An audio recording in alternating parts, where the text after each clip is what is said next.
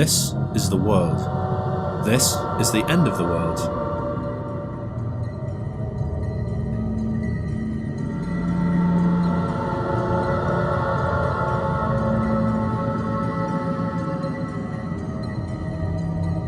This is another end of the world.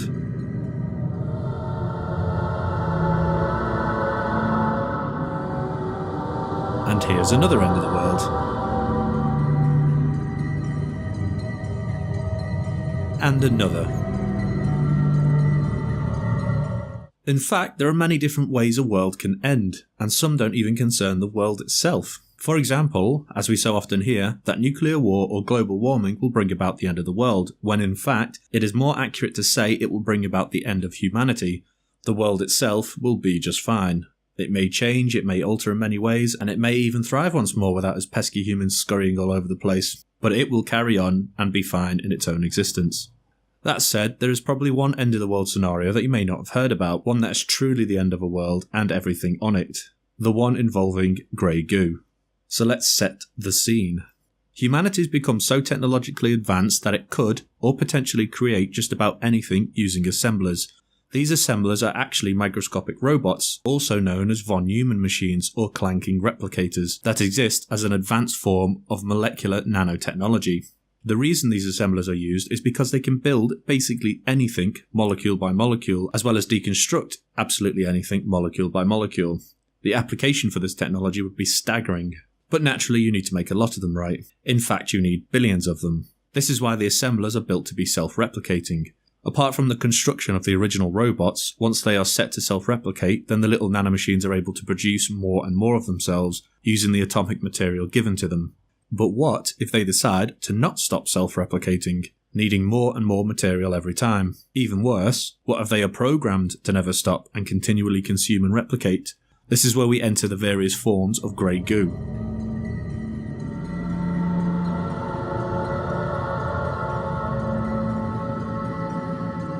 Yes, grey goo is a hypothetical doomsday scenario involving nanotechnology, designed to strip and consume all biomass on a planet.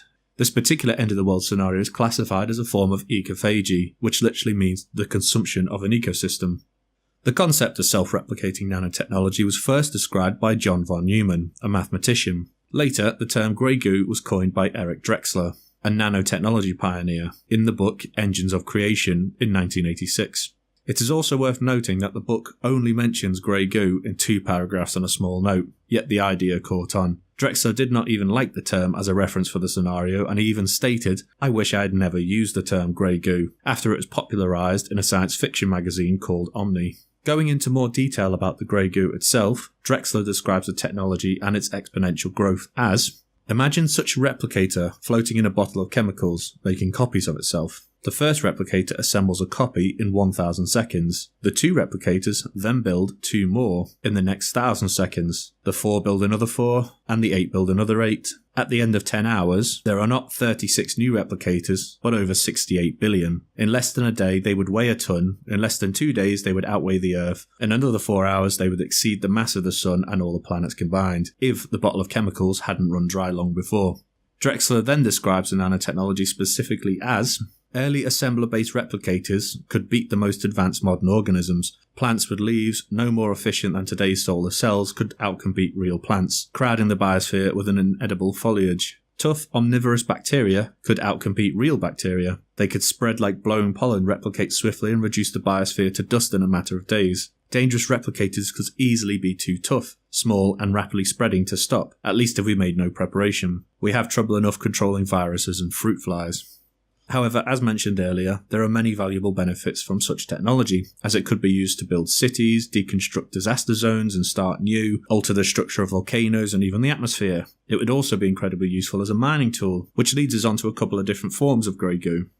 So there are 2 main forms that you could argue, which could potentially act as a doomsday device. The first being that the nanotechnology ultimately becomes out of control due to a programming error, and the second being that the nanotechnology is controlled and is doing what it's supposed to.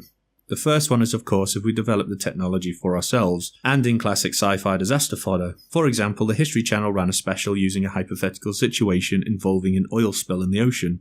Nanotechnology is used to clean up the oil spill. However, due to a programming error, rather than just consuming the oil's hydrocarbons, it starts to consume carbon-based objects, all the while replicating themselves. The second one is that the nanotechnology is programmed as a mining tool. The miasma of grey goo floats through the galaxy until it descends upon a planet. It consumes and destructs everything on that planet down to its molecular level. As well as replicating itself to the required amount, it also builds rockets, which are then loaded with all the remaining atomic resources, and finally blast them back to the civilization that controls them.